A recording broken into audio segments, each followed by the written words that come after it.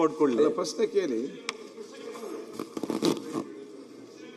ಬಳ್ಳಾರಿಯಲ್ಲಿ 2010 900 ಎಕರೆ ಜಮೀನನ್ನ ವಿಮಾನ ನಿಲ್ದಾಣ ಮಾಡಬೇಕಂತ ಸರ್ಕಾರದ ಕಡೆಯಿಂದ 124 ಕೋಟಿ ಹಣ ಕೊಟ್ಟು ಲ್ಯಾಂಡ್ ಅಕ್ವಿಸಿಷನ್ ಆಗಿದೆ. ಏರ್ಪೋರ್ಟ್ ನಾವು ಮಾಡಬೇಕು ಅಂತಂದ್ರೆ ನಾನು ತೋರಿಸಿದ್ದ ಅಥವಾ ಯಾರೋ ತೋರಿಸಿದ್ದು ಇಂಥ ಜಾಗದಲ್ಲಿ ಏರ್ಪೋರ್ಟ್ ಕಟ್ಟಬೇಕು ಅಂದ್ರೆ ಏರ್ಪೋರ್ಟ್ ಅಥಾರಿಟಿ ಆಫ್ ಇಂಡಿಯಾದವರು ಏರ್ಪೋರ್ಟ್ ಕಟ್ಟಲ್ಲ. ನನಗೆ ಪ್ರಯಾರಿಟಿ ಇದ್ದಿದ್ದು, ನನಗೆ ಪ್ರಾಣಕ್ಕೆ ಪ್ರಾಣ ಅಂತಂದ್ರೆ ಹಂಪಿ ಮತ್ತು ಬಳ್ಳಾರಿ 55-60 ಕಿಲೋಮೀಟರ್ಸ್ ಆಗುತ್ತೆ. ಇನ್ ಬಿಟ್ವೀನ್ ಹಂಪಿ ಮತ್ತು ಬಳ್ಳಾರಿ ನಡುವೆ ಏರ್ಪೋರ್ಟ್ ಕಟ್ಟಬೇಕನ್ನೋ ಪ್ರಯಾರಿಟಿಯಲ್ಲಿ ಫಸ್ಟ್ ಪ್ರಯಾರಿಟಿ ಅಲ್ಲಿ ಜಾಗನ ನಾವು ಫೈನಲ್ ಮಾಡಬೇಕಂತೇಳಿ ಏರ್ಪೋರ್ಟ್ ಅಥಾರಿಟಿ ಆಫ್ ಇಂಡಿಯಾ ಅವರಿಗೆ 4 ಜಾಗಗಳನ್ನ ನಾವು ತೋರಿಸಿದ್ದೀವಿ. ಬಳ್ಳಾರಿ ಹಂಪಿ ನಡುವೆ, ಮತ್ತೆ ಬಳ್ಳಾರಿ ಬೆಂಗಳೂರು ರೋಡಲ್ಲಿ, ಮತ್ತೆ ಬಳ್ಳಾರಿ ಒಂದು ಸಿರುಗುಪ್ಪ ಅಂದ್ರೆ ಒಂದು ಡಿಫ್ರೆಂಟ್ 4 ರೋಡಲ್ಲಿ ತೋರಿಸಿದಾಗ ಏರ್ಪೋರ್ಟ್ ಅಥಾರಿಟಿ ಆಫ್ ಇಂಡಿಯಾದವ್ರು ಬಂದು ಹಂಪಿ ಬಳ್ಳಾರಿ ನಡುವೆ ಯಾಕೆ ಮಾಡ್ಲಿಕ್ಕೆ ಆಗಲ್ಲ, ಇನ್ನೊಂದು ರೋಡಲ್ಲಿ ಯಾಕೆ ಮಾಡ್ಲಿಕ್ಕೆ ಆಗಲ್ಲ ಅಂತೇಳಿ ಎಲ್ಲದಕ್ಕೂ ರಿಪೋರ್ಟ್ ಕೊಟ್ಟರು. ಯಾಕಂದ್ರೆ ಹಂಪಿ ಬಳ್ಳಾರಿ ನಡುವೆ ಒಂದು ಕಡೆ ಮೈನ್ಸ್ ಬೆಟ್ಟಗಳು ಬರುತ್ತೆ, ಇನ್ನೊಂದು ಕಡೆ ಕಲ್ಲಿನ ಬೆಟ್ಟಗಳು. ಯಾವುದೇ ಕಾರಣಕ್ಕೂ ಕೂಡ ಒಂದು ಇಂಟರ್ನ್ಯಾಷನಲ್ ಸ್ಟ್ಯಾಂಡರ್ಡ್ ಏರ್ಪೋರ್ಟ್ ಕಟ್ಟಲಿಕ್ಕೆ ಆಗಲಿ ಅಥವಾ ಯಾವುದೇ ಏರ್ಪೋರ್ಟ್ ಕಟ್ಟಲಿಕ್ಕೆ ಆಗಲ್ಲ ಅಂತೇಳಿ ರಿಪೋರ್ಟ್ ಎಲ್ಲ ಕೊಟ್ಟು ಯಾವ ಸೈಟ್ ಅವರು ಫೈನಲ್ ಮಾಡಿದ್ರು ಆ ಸೈಟ್ಗೆ ನಾವು 900 ಎಕರೆಗೆ ಸರ್ಕಾರ ನೋಟಿಫಿಕೇಶನ್ ಮಾಡಿ ಲ್ಯಾಂಡ್ ಅಕ್ವೈರ್ ಮಾಡಿದ್ದು. ವಿಚಿತ್ರ ಅಂದ್ರೆ 15 ವರ್ಷ ಆಗಿದೆ. 2 ಬಾರಿ ಇವತ್ತು ಸನ್ಮಾನಿ ಸಿದ್ದರಾಮಯ್ಯ ಅವರು ಮತ್ತೆ ಮುಖ್ಯಮಂತ್ರಿ ಆದರು. ನಡುವೆ ಬಿಜೆಪಿ ಸರ್ಕಾರ ಒಂದು 3.5 ವರ್ಷ ಇದ್ರು. ಫಸ್ಟ್ ಪ್ರೈವೇಟ್ ವ್ಯಕ್ತಿಗಳು ಕೊಟ್ಟಿದ್ದಾರೆ, ಮಾರ್ಕ್ ಕಂಪನಿ ಅಂತ ಹೇಳಿ. ಅವರು ಬಹಳ ತೊಂದರೆಯಲ್ಲಿ ಬಿದ್ದುಬಿಟ್ಟು ಅವ್ರು ಏರ್ಪೋರ್ಟ್ ಕಟ್ಟಲಿಕ್ಕೆ ಆಗಲಿಲ್ಲ. ಲಾಸ್ಟ್ ಟೈಮು ನಮ್ಮ ಬೊಮ್ಮಾಯಿ ಗೌರ್ಮೆಂಟ್ ಅವರು ಇರೋ ಸಂದರ್ಭದಲ್ಲಿ ಮಾರ್ಕ್ ಕಂಪನಿದು ಕ್ಯಾನ್ಸಲ್ ಮಾಡಿ ಕರ್ನಾಟಕ ಸರ್ಕಾರನೇ ಏರ್ಪೋರ್ಟ್ ಕಟ್ಟಬೇಕಂತೇಳಿ ತೀರ್ಮಾನ ಮಾಡಿದ್ದಾರೆ. ಮಾಡಿದ ನಂತರ ಅಂದ್ರೆ ಅದು ಕೂಡ ಕೊನೆ ಗಳಿಗೆಯಲ್ಲಿ ಸರ್ಕಾರ ಇನ್ನೇನು 3-4 ತಿಂಗಳು ಇರೋ ಸಮಯದಲ್ಲಿ ಆ ಪ್ರೈವೇಟ್ ಕಂಪನಿದು ಕ್ಯಾನ್ಸಲ್ ಮಾಡಿ ಸರ್ಕಾರನೇ ಕಟ್ಟಬೇಕಂತ ತೀರ್ಮಾನ ಮಾಡಿದ್ರು ಅಧ್ಯಕ್ಷರೇ. ಹೊಸ ಸರ್ಕಾರ ಬಂತು, 3 ವರ್ಷ ಆಗಿದೆ. ಇದುವರೆಗೂ ಕೂಡ ಪ್ರತಿ ಬಾರಿ ನಾನು ಪ್ರಶ್ನೆ ಕೇಳ್ತಾ ಇದ್ದೀನಿ, ಸಚಿವರು ಮಾಡ್ತೀವಿ ಅಂತ ಹೇಳ್ತಾ ಇದ್ದಾರೆ. ನಾನು ಒಂದೇ ಅವ್ರಿಗೆ ಮನವಿ ಮಾಡ್ತಾ ಇರೋದು, ಅವ್ರ ಮನಸ್ಸಲ್ಲಿ ಏನಿದೆ ಅಂತಂದ್ರೆ, ನಾನು ಪತ್ರಿಕೆ ಹೇಳಿಕೆಗಳನ್ನ ನಾನು ನೋಡ್ತಾ ಇದ್ದೆ. ವಿಜಯನಗರ ಮತ್ತು ಬಳ್ಳಾರಿ 2 ಜಿಲ್ಲೆಗಳಿಗೆ ಹೊಂದಿಕೊಳ್ಳುವಂತ ಒಂದು ಪ್ಲೇಸ್ ಅಲ್ಲಿ ಏರ್ಪೋರ್ಟ್ ಕಟ್ಟಬೇಕು ಅಂತ ಹೇಳಿ. ನಿಮಗಿಂತ ಮುಂಚೆ ನಾನು ಫಸ್ಟ್ ಪ್ರಾಮಾಣಿಕವಾಗಿ ಪ್ರಯತ್ನ ಮಾಡಿದ್ದು ಹಂಪಿನ ದೃಷ್ಟಿಯಲ್ಲಿ ಇಟ್ಕೊಂಡು ಪ್ರವಾಸಿಗರು ಬರ್ತಾರೆ, ಬಳ್ಳಾರಿ ಹಂಪಿ ನಡುವೆ ನಾವು ಕಟ್ಟೋದ್ರಿಂದ ಎಲ್ರಿಗೂ ಅನುಕೂಲ ಆಗುತ್ತೆ, ಇಂಡಸ್ಟ್ರಿಯಲಿಸ್ಟ್ಗಳಿಗೆ ಬಳ್ಳಾರಿಗೆ. ಆದ್ರೆ ಇವತ್ತು ಯಾಕೆ ವಿಳಂಬ ಆಗ್ತಾ ಇದೆ ಅನ್ನೋದು ನಿಜವಾಗ್ಲೂ ಕೂಡ ನಾನು ಅವರಲ್ಲಿ ಮನವಿ ಮಾಡಿದೆ. ಕೇಂದ್ರ ಸರ್ಕಾರಕ್ಕೆ ಈ ಭೂಮಿಯನ್ನ ನಾವು ನಿಮಗೆ ಹ್ಯಾಂಡ್ ಓವರ್ ಮಾಡ್ತೀವಿ, ನೀವು ಏರ್ಪೋರ್ಟ್ ಕಟ್ರಿ ಅಂತಂದ್ರೆ 750 ಕೋಟಿ ಅಮೌಂಟ್ ಅನ್ನು ಬಿಡುಗಡೆ ಮಾಡಿ ಏರ್ಪೋರ್ಟ್ ಕಟ್ಟಲಿಕ್ಕೆ ಗವರ್ಮೆಂಟ್ ಆಫ್ ಇಂಡಿಯಾ ರೆಡಿ ಇದೆ ಅಂತ ಹೇಳಿ ಕೂಡ ನಾನು ಸಚಿವರಲ್ಲಿ ಇವತ್ತು ನಾನು ತಮ್ಮ ಮೂಲಕ ಮನವಿ ಮಾಡ್ತಾ ಇದ್ದೀನಿ. ದಯಮಾಡಿ ನಾನು ಹೇಳ್ತಾ ಇರುವುದೇನಂತಂದ್ರೆ, ಒಂದು ವೇಳೆ ನಿಮ್ಮ ಮನಸ್ಸಲ್ಲಿ ನಾವು ಇಂಥ ಕಡೆ ಏರ್ಪೋರ್ಟ್ ಮಾಡಬೇಕು ಅಂತ ಇದ್ರೂ ಕೂಡ ಈಗಾಗಲೇ ಇವತ್ತು 900 ಎಕರೆ ಜಮೀನು 15 ವರ್ಷಗಳ ಹಿಂದೆನೆ ಅಕ್ವೈರ್ ಆಗಿದೆ. ಇವತ್ತು ಆ ಲ್ಯಾಂಡ್ ವ್ಯಾಲ್ಯೂ ಸಾವಿರಾರು ಕೋಟಿ ಇದೆ. ಇವತ್ತು ನೀವು ಇನ್ನೊಂದು ಕಡೆ ಏರ್ಪೋರ್ಟ್ ಮಾಡಬೇಕಂದ್ರೆ ನಾನು ಆ ಪ್ರಯತ್ನಗಳೆಲ್ಲ ಮಾಡಿ ಆಗಲ್ಲ ಅಂತ ಹೇಳಿದ ಮೇಲೆ ಈ ಸೈಟ್ ಅಲ್ಲಿ ಮಾಡ್ತಾ ಇರೋದು. ದಯಮಾಡಿ ಬಿಜಾಪುರ ಏರ್ಪೋರ್ಟ್, ನಾನು ಈ ಹಿಂದೆ ಸರ್ಕಾರದಲ್ಲಿ ಸಚಿವನಾಗಿದ್ದಾಗಲೇ ಬಿಜಾಪುರ ಮತ್ತು ಬಳ್ಳಾರಿ 2ಕ್ಕೂ ಒಂದೇ ಸಲ ಲ್ಯಾಂಡ್ ಅಕ್ವಿಸಿಷನ್ ಮಾಡಿದೀವಿ. ಇವತ್ತು ಬಿಜಾಪುರ ಏರ್ಪೋರ್ಟ್ ಪೂರ್ತಿಯಾಗಿದೆ, ಅದು ನಿಮ್ ಜಿಲ್ಲೆ. ನನ್ನ ಜಿಲ್ಲೆಗೆ ನೀವು ಏರ್ಪೋರ್ಟ್ ಕಟ್ಟಿ ಋಣ ತೀರ್ಸ್ಕೊಂಡ್ಬಿಡಿ. ನಾನು ಸಭಾಧ್ಯಕ್ಷರೇ,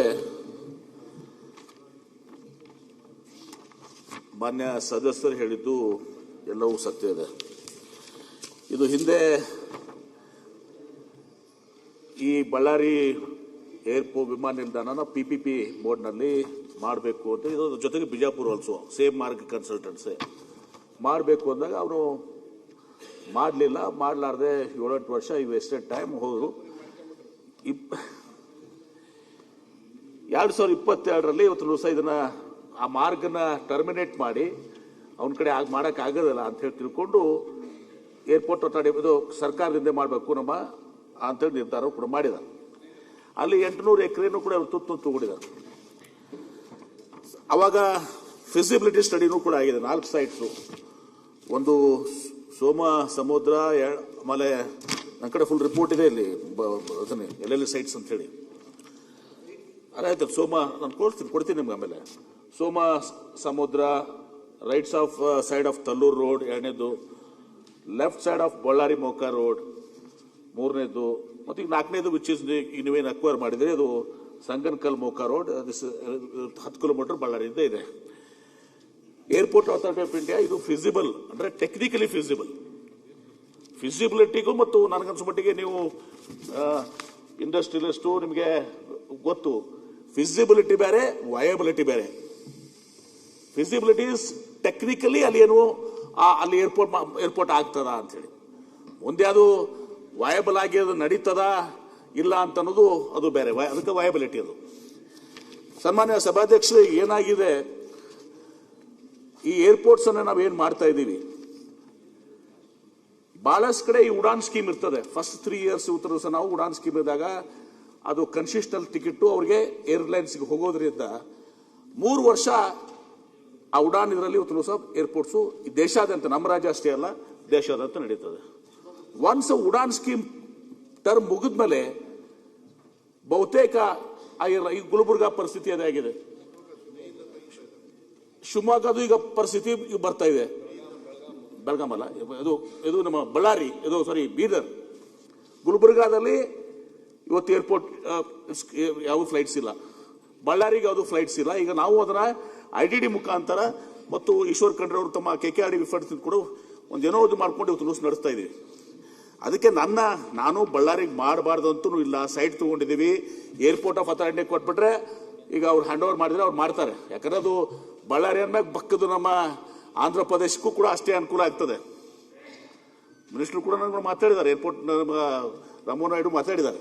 ಬಟ್ ನಮ್ಮ ಉದ್ದೇಶ ಏನು ಸನ್ಮಾನ್ಯ ಸಭಾಧ್ಯಕ್ಷರೇ, ಈಗ ಅಲ್ಲಿ ಕೊಪ್ಪಳದವರು ಏರ್ಪೋರ್ಟ್ ಕೇಳ್ತಾರೆ, ವಿಜಯನಗರದವರು ಏರ್ಪೋರ್ಟ್ ಕೇಳ್ತಾರೆ, ಬಳ್ಳಾರಿಯವರು ಕೇಳ್ತಾರೆ. ನಾನು ನಿನ್ನೆ ಅಲ್ಲಿ ಕೌನ್ಸಿಲ್ನಲ್ಲಿ ಒಂದು ಉತ್ತರ ಕೊಟ್ಟಿದ್ದೀನಿ. ನಾನು I don't want to floor of the house ಅಲ್ಲಿನೂ ಕೂಡ ಹೇಳಿದ್ದೀನಿ. ನಾನು ಈ ಪರಿಸ್ಥಿತಿ ಇದೆ, ಎಲ್ಲರನ್ನೂ ಬಳ್ಳಾರಿ, ಕೊಪ್ಪಳ ಮತ್ತು ವಿಜಯನಗರ ಎಲ್ಲ ಶಾಸಕರನ್ನ, ಸಂಸದರನ್ನ ತಮ್ಮೆಲ್ಲರನ್ನು ಕರೆದು ಮುಖ್ಯಮಂತ್ರಿಗಳ ಅಧ್ಯಕ್ಷತೆಯಲ್ಲಿ ಒಂದು ಮೀಟಿಂಗ್ ಮಾಡಿ 2 ಸಿಚುವೇಶನ್ಸ್ ನಮ್ಮ ಮುಂದಿದ್ದಾವೆ. ಒಂದು, ಬಳ್ಳಾರಿ ಏರ್ಪೋರ್ಟ್ ನಾವು ಕೊಟ್ಟು ಏರ್ಪೋರ್ಟ್ ಕೊಂಡ್ಬಿಟ್ರೆ ಅವ್ರು ಮಾಡ್ತಾರೆ. ಬಟ್ ನನ್ನ ಪ್ರಕಾರ ಸನ್ಮಾನ್ಯ ಸಭಾಧ್ಯಕ್ಷರೇ, ಅದು ಬಳ್ಳಾರಿಗೆ ಅನುಕೂಲ ಆಗ್ತದೆ ಮತ್ತು ಬಹುತೇಕ ಒಂದು ಅರ್ಧ ನಮಗಾಗ್ಬೋದು, ಅರ್ಧ ಆಂಧ್ರ ಪ್ರದೇಶಕ್ಕೆ ಅನುಕೂಲ ಆಗುತ್ತೆ. Let us be frank. ಎರಡನೇದು ಸನ್ಮಾನ್ಯ ಸಭಾಧ್ಯಕ್ಷರೇ, ನಾನು ಒಂದು ಪ್ರಯತ್ನ ಮಾಡಿದೆ. ಇದೀಗ ಬಳ್ಳಾರಿ ಮತ್ತು ವಿಜಯನಗರ ಮತ್ತು ಕೊಪ್ಪಳ ಈ ಮೂರಕ್ಕೂ ಅನುಕೂಲ ಆಗುವಂಥದ್ದು ಯಾವ್ದಾದ್ರು ಸೈಟ್ಸ್ ಇದಾವ? ಜಸ್ಟ್ ಬಿಕಾಸ್ ಆಫ್ ನಾವು ಸೈಟ್ ತಗೊಂಡ್ಬಿಟ್ಟಿದ್ದೀವಿ ಅದಕ್ಕೆ ನಾವು ಮಾಡಬೇಕು ಅನ್ನೋದಕ್ಕಿಂತ ಅದಕ್ಕೆ ಅವ್ರದ್ದು ಒಪ್ಪಿಗೆ ಸೂಚಿಸಿದ್ದಾರೆ. ಮಾತಾಡಿದೆ ನಾನು ಇನ್ನೂ 2 ಸೈಟ್ಸ್ ನಮ್ಮ KIDB ಹೇಳಿ ಒಂದು 1000 acres, ಒಂದು 800 acres ಸೈಟ್ಸ್ ನೋಡಿದ್ದೀನಿ. ಬಟ್ ಮಾನ್ಯ ಸದಸ್ಯರ ಅಭಿಪ್ರಾಯ ಏನಿದೆ ಅಂದ್ರೆ ಅದು ಇಲ್ಲ ಸರ್, ಅದು ಫಿಸಿಬಲ್ ಆಗೋದಿಲ್ಲ, ಯಾಕಂದ್ರೆ ಅಲ್ಲಿ ಗುಡ್ಡಗಳು ಬರ್ತವೆ, ಹಾಗೆ ಆ ಗುಡ್ಗ ಫಿಸಿಬಲ್ ಆಗೋದಿಲ್ಲ. ಗುಡ್ಡಗಳು ಬಂದ್ರೆ ನಿಶ್ಚಿತವಾಗಿನೂ ಆ ಸೈಟ್ಸ್ ಈಗ 4 ಸೈಟ್ನಲ್ಲಿ 1 ಸೈಟ್ ಸೆಲೆಕ್ಟ್ ಆಯಿತು, ಆ 2 ಸೈಟ್ಸ್ನು ಆಗೋದಿಲ್ಲ. ಬಟ್ ಒಂದು ನಾವು ಪ್ರಯತ್ನ ಮಾಡೋದು ಒಳ್ಳೆಯದು ಅಂತ ನನಗನ್ನಿಸ್ತದೆ. ಮುಖ್ಯಮಂತ್ರಿಗಳ ಅಧ್ಯಕ್ಷತೆ ನಾನು ಅದನ್ನೇ ಪ್ರಪೋಸ್ ಮಾಡ್ತೀನಿ. ಈ ಸೈಟ್ ಏನಿದೆಯಲ್ಲ ಅದು ಬಳ್ಳಾರಿಯಿಂದ 10 ಕಿಲೋಮೀಟರ್ ದೂರ ಇದೆ, ಅದನ್ನು ಕೂಡ ಬಹಳ ಜಾಸ್ತಿ ಇಲ್ಲ.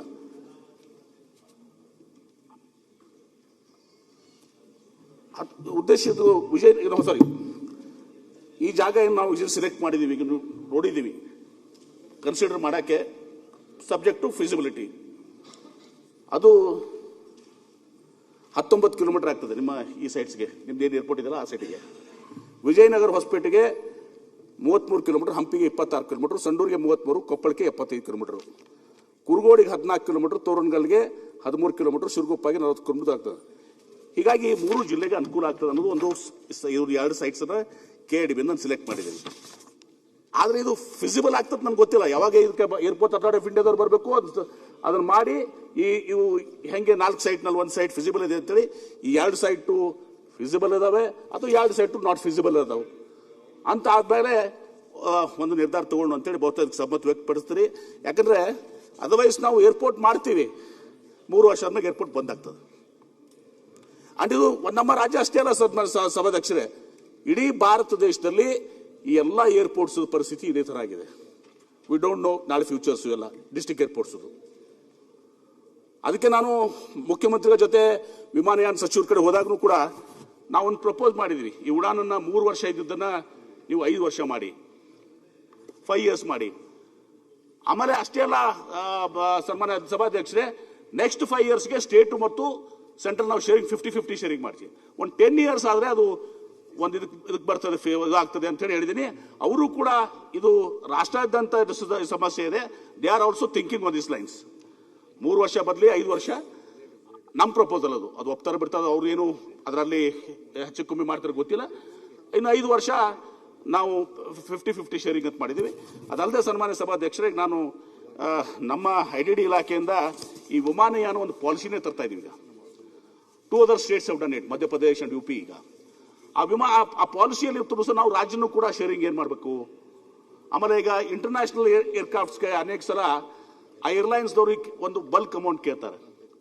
ಟುಮಾರೋ ಹುಬ್ಳಿದಿಂದ ನಾವು ದುಬೈಗೆ ಹೋಗ್ಬೇಕಾ, ಅಲ್ಲಿಂದ ಕನೆಕ್ಟಿವಿಟಿ ಫರ್ದರ್ ಆಗ್ತದೆ. ಅದಕ್ಕೆ ಪರ್ ಏರ್ಕ್ರಾಫ್ಟ್ ಇಂತಿಷ್ಟು ಚಾರ್ಜಸ್ ಮಾಡ್ತಾರೆ.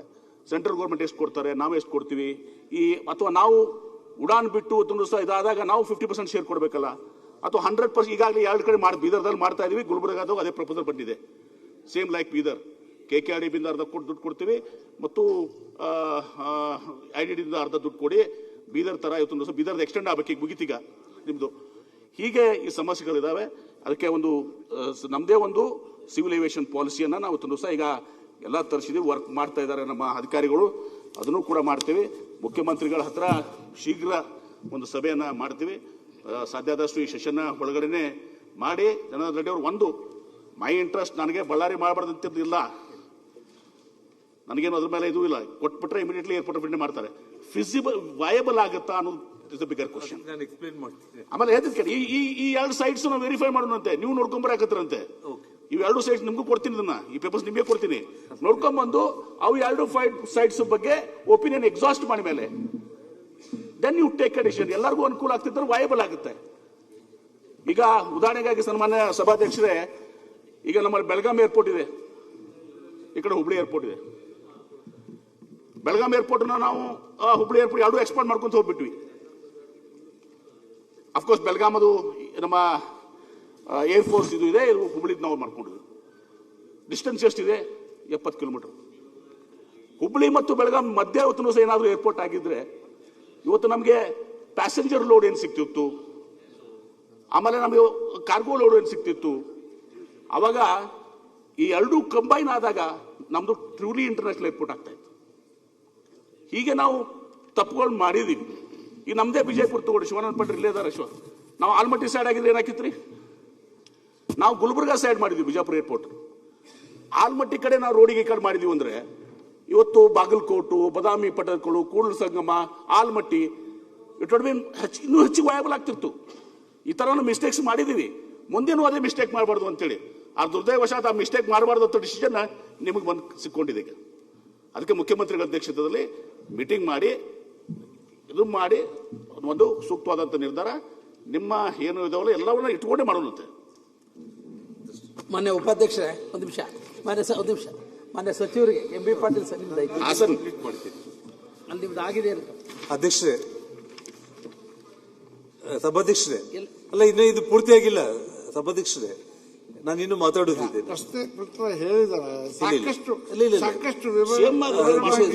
ಒಂದ್ ನಿಮಿಷ, ಬಹಳ ಇಂಪಾರ್ಟೆಂಟ್ ಇದೆ ಮಾತಾಡೋದು.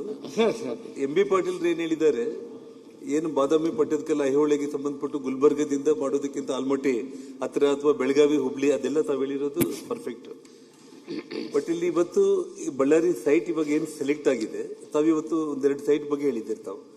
ಅಂದ್ರೆ ಇವಾಗ ಇರೋ ಎಕ್ಸಿಸ್ಟಿಂಗ್ ಏರ್ಪೋರ್ಟ್ ಇಂದ 10 ಕಿಲೋಮೀಟರ್, 14 ಕಿಲೋಮೀಟರ್, ಹಂಪಿಯಿಂದ 33 ಕಿಲೋಮೀಟರ್ ಅಂತ ತಾವು ಹೇಳಿದಿರಿ ಇವತ್ತು ಆ 2 ಸೈಟ್ಗಳ ಬಗ್ಗೆ. ಪರ್ಫೆಕ್ಟ್. ನಾನು ಹೇಳ್ತಾ ಇರೋದಂದ್ರೆ 10-15 ಕಿಲೋಮೀಟರ್, 20 ಕಿಲೋಮೀಟರ್ ಜಾಸ್ತಿ ಡಿಫರೆನ್ಸ್ ಏನು ಆಗಲ್ಲ ಸಚಿವರೇ. ನಾನು ಹೇಳ್ತಾ ಇರೋದು ನನ್ನ ಪ್ಲಾನ್ ಅಂದ್ರೆ, ನಿಮಗೆ ತಮ್ಮ ಇಲಾಖೆಯಲ್ಲಿ ಫೈಲ್ಸ್ ಎಲ್ಲ ನೀವು ತರಿಸ್ಕೊಳ್ಳಿ. ಬಳ್ಳಾರಿ ಏರ್ಪೋರ್ಟ್ ಕನ್ಸ್ಟ್ರಕ್ಷನ್ ಆದ ತಕ್ಷಣ ಹಂಪಿ ಮತ್ತು ಆನೆಗೊಂದಿಗೆ ಎಕ್ಸ್ಪ್ರೆಸ್ ವೇ ಹೇಳ್ತಾರೆ, ಎಕ್ಸ್ಪ್ರೆಸ್ ವೇ ಅಂತ ಹೇಳಿ 8 ವೇಸ್ ಮಾಡಿ ಎಕ್ಸ್ಕ್ಲೂಸಿವ್ ಆಗಿ ಗ್ರೀನ್ ಫೀಲ್ಡ್ ರೋಡ್. ರೈತರೆಲ್ಲರ ಹತ್ರ ಕೂಡ ಮಾತಾಡಿ, ರೈತರು ಈ ಕ್ಷಣಕ್ಕೂ ರೆಡಿ ಇದ್ದಾರೆ. ತಾವು ಬಂದ್ರೆ ನಾನೇ ನಿಮ್ ಜೊತೆಯಲ್ಲಿ ಬರ್ತೀನಿ. ಫ್ರೀ ಆಫ್ ಕಾಸ್ಟ್ ಲ್ಯಾಂಡ್ ಅನ್ನ ಸಂಪೂರ್ಣವಾಗಿ ಫ್ರೀಯಾಗಿ ರೋಡ್ ಹಾಕ್ಲಿಕ್ಕೆ ಕೊಟ್ಟು, ಆ ರೋಡಿಗೆ ಆ ಕಡೆ ಈ ಕಡೆ ಇರೋದಕ್ಕೆ ನಾವು ಕಮರ್ಷಿಯಲ್ ಆಗ್ಲಿ ಅಥವಾ ಇನ್ನೊಂದಕ್ಕಾಗ್ಲಿ ಕನ್ವರ್ಷನ್ಗೆ ನಾವು ಅವ್ರಿಗೆ ಪರ್ಮಿಷನ್ ಕೊಟ್ಟು 8 ವೇ ನಾವು ಹಾಕೋದ್ರಿಂದ ಏರ್ಪೋರ್ಟ್ ಇಂದ 30-35 ನಿಮಿಷದಲ್ಲಿ ಹಂಪಿ ಮತ್ತು ಆನೆಗೊಂದಿಗೆ ಹೋಗ್ತಾರೆ. ಇವತ್ತು ಆನೆಗೊಂದಿಯಲ್ಲಿ ಅಂಜನಾದ್ರಿಗೆ ಒಂದು ದಿವಸಕ್ಕೆ 25,000 ಭಕ್ತಾದಿಗಳು ಪ್ರವಾಸಿಗರು ಬರ್ತಾ ಇದ್ದಾರೆ ಅಧ್ಯಕ್ಷರೇ. ಜೊತೆಗೆ ಇಡೀ ಭಾರತದಿಂದ ಒಂದು ದಿನಕ್ಕೆ 10,000 ಮಂದಿ ಇವತ್ತು ಅಂಜನಾದ್ರಿಯ ಹನುಮಂತನ ದರ್ಶನಕ್ಕೆ ಬರ್ತಾ ಇದ್ದಾರೆ. ಹಂಪಿಗೆ ನಿಮಗೆಲ್ಲ ಗೊತ್ತಿರೋ ರೀತಿಯಲ್ಲಿ ಹೆಚ್ಚು ಕಡಿಮೆ 5 ಲಕ್ಷ ವಿದೇಶಿ ಪ್ರವಾಸಿಗರು ಬರ್ತಾ ಇರುವಂತದ್ದು. ಹಾಗಾಗಿ ನಾನು ನಿಮ್ಗೆ ಹೇಳ್ತಾ ಇರೋದ್ರಿಂದ ನೀವು ಹೇಳಿರೋ ಕ್ಯಾಲ್ಕುಲೇಷನ್ಸ್ ಎಲ್ಲ ಇದೆ. ನಿಮ್ಗೆ ಏನಾದ್ರೂ ಒತ್ತಡ ಇದ್ರೆ ಅಲ್ಲಲ್ಲ ನಾನೇನು ನಿಮ್ಮನ್ನ ಇದು ಮಾಡ್ಕೊಳ್ಳಕ್ ಹೋಗಲ್ಲ. ದಯಮಾಡಿ ನಾನು ಹೇಳ್ತಾ ಇದ್ದೀನಿ, ತಾವು ಮುಖ್ಯಮಂತ್ರಿಗಳ ಅಧ್ಯಕ್ಷತೆಯಲ್ಲಿ ಸಭೆಯನ್ನ ಸದನ ಮುಗಿಯೋದ್ರೊಳಗಡೆನೆ ಬರೋಬರನೆ ಒಂದು ಎಕ್ಸ್ಕ್ಲೂಸಿವ್ ಆಗಿ ಒಂದು 2 ಅವರ್ಸ್ ನೀವು ನನಗೆ ಅಲ್ಲಿ ಟೈಮ್ ಕೊಡಿ. ಮತ್ತೆ ನಿಮ್ಮ ಇಲಾಖೆಯಲ್ಲೇ ಫೈಲ್ಸ್ ಇದೆ, ಆ ಗ್ರೀನ್ ಫೀಲ್ಡ್ ರೋಡ್ ನಿಮಗೆ ಎಲ್ಲ ಏನೇನು ಪ್ಲಾನ್ಗಳಾಗಿದೆ ಬಹಳ ಅಚ್ಚುಕಟ್ಟಾಗಿ ಮಾಡಿದ್ದೀವಿ. ಇಲ್ಲಿ ಯಾವುದೇ ಒಂದು ಇದರಲ್ಲಿ ಇಲ್ಲ. ಇವಾಗ ನೀವೇನು 2 ಸೈಟ್ ನೋಡಿದಿರಲ್ಲ, ಎಕ್ಸಿಸ್ಟಿಂಗ್ ಇವಾಗ ನಾವು ನೋಡಿರೋ ಏರ್ಪೋರ್ಟ್ಗೆ ಅಲ್ಲಿಗೆ 15-20 ಕಿಲೋಮೀಟರ್ ಡಿಫರೆನ್ಸ್ ಇದೆ ಅಂತಂದ್ರೆ ಇವಾಗಿರೋ ಒಳ್ಳೆ ರಸ್ತೆಗಳಲ್ಲಿ 10 ನಿಮಿಷ ಪ್ರಯಾಣಕ್ಕಿಂತ ಜಾಸ್ತಿ ಆಗಿಲ್ಲ. ದಯಮಾಡಿ ನಾನು ಹೇಳ್ತಾ ಇರೋದು ಇಮಿಡಿಯೇಟ್ ಸಭೆ ಕರೀರಿ. ಯಾಕಂದ್ರೆ ಇಲ್ಲಿ ನಾವು ಏನೇ ಮಾತಾಡಿದ್ರು ಕೂಡ ಬಹಳ ಡೀಟೇಲ್ಡ್ ಆಗಿ ಇಬ್ರು ಮಾತಾಡ್ಲಿಕ್ಕೆ ಆಗಲ್ಲ. ಮುಖ್ಯಮಂತ್ರಿಗಳ ಸಮಕ್ಷಮದಲ್ಲಿ ನೀವು ನಾವು ಎಲ್ಲ ಶಾಸಕರನ್ನು ಕೂಡ ಕರೆದು ಸಚಿವರೇ ಅವರು ಹೇಳ್ಬಿಟ್ಟು ಅವ್ರದ್ದು ಶಾಸನ ಹೇಳ್ತಾರೆ ಅವರು ಸನ್ಮಾನ ಸರ್. ಅದ್ರ ಜೊತೆ ನಮ್ದೊಂದು ಹಾಸನದ ವಿಮಾನ ನಿಲ್ದಾಣ ಆಮೆಗತಿಯಲ್ಲಿ ನಡೀತಿದೆ, ಅದು ಯಾವಾಗ ಪ್ರಾರಂಭ ಮಾಡ್ತೀರಿ ಅನ್ನೋದ್ರ ಬಗ್ಗೆ ಒಂದು ರಿಕ್ವೆಸ್ಟ್ ಸರ್. ಒಂದೇ ಮಿನಿಟ್ ಸರ್. ಹಾಸನದ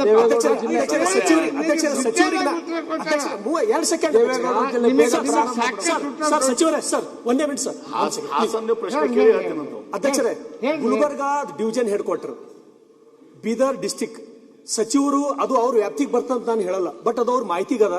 ದಯಮಾಡಿ KKRBದೊಳಗೆ ಹೆಂಗ್ ತಾವು ಹೇಳಿದ್ರೆ ಈಶ್ವರ್ ಖಂಡ್ರೆ ಅವರು ಬೀದರ್ ರೀಸ್ಟಾರ್ಟ್ ಮಾಡ್ಯಾರ, ಅದೇ ರೀತಿ ಗುಲ್ಬರ್ಗಾದ ಒಂದ್ ವೇಳೆ ನೀವು ಚಾಲು ಮಾಡ್ಸೋರು 5 ಜಿಲ್ಲಾದವ್ರಿಗೆ ಅನುಕೂಲ ಆಗ್ತದೆ ಅಂತ ಹೇಳಿ ಆ ವಿಮಾನ ಓಡಿಸೋಕೆ ಪ್ರಾರಂಭ ಮಾಡ್ತಾರೆ. ನಾನು ಹೇಳಿದಲ್ಲ ಸನ್ಮಾನ್ಯ ಸಭಾಧ್ಯಕ್ಷರೇ, ಮೊದಲ ಈಗ ಗುಲ್ಬರ್ಗಾಕ್ಕೂ ಅದೇ ರೀತಿ ಮಾಡಕತ್ತಿದ್ವಿ, ಈಗ ಮಾಡ್ತೇವೆ. ಹಾಸನ್ದು ಈಗಾಗಲೇ ಅದನ್ನು ಕೂಡ ಸ್ಪೀಡ್ ಅಪ್ ಮಾಡಿದ್ದೀವಿ. ಆರ್ಪಾಸ್ ಹಾಸನ್ ಏರ್ಪೋರ್ಟ್ ಕೂಡ ಆಗ್ತದೆ. ಏನ್ರಿ ಫಾಸ್ಟ್ ಆಗಿ ಮಾಡ್ತೀವಿ. ಸನ್ಮಾನ್ಯ ಸಭಾಧ್ಯಕ್ಷರೇ, ಮಾನ್ಯ ಸದಸ್ಯರು ಹೇಳಿದ್ರು ಇವತ್ತು ನಮ್ಮ